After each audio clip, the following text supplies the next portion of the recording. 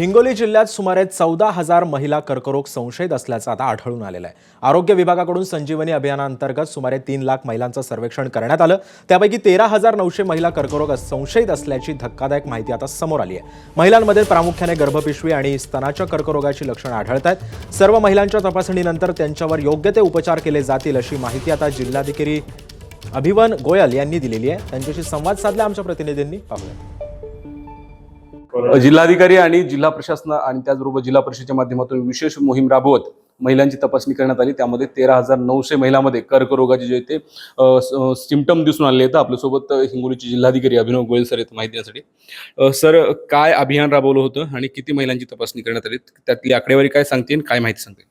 आपण आपल्या जिल्ह्यात जेवढी महिला आहेत त्यांच्यामध्ये कर्करोगचे जर काही लक्षण असेल त्याचे शीघ्र शोध घेऊन शीघ्र उपचार आणि शीघ्र निदान करण्यासाठी आपण 8 मार्च जे जागतिक महिला दिन होतं त्या दिवशी संजीवनी अभियान असं सुरू केलं।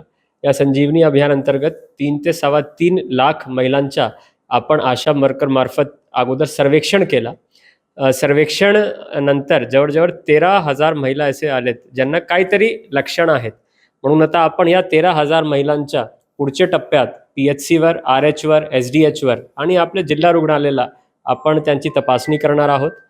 त्याच्यामध्ये VIA टेस्ट असेल, इतर गोष्टी असेल, त्याची टेस्टिंग करून मग पॉझिटिव्ह निघाले तर बायोप्सी करून त्यांच्यावर उपचार करण्याची आपण प्रक्रिया करणार आहोत। माधव दिपके, ABP माझा, हिंगोली। ABP माझा, उघडा डोळे बघा नीट।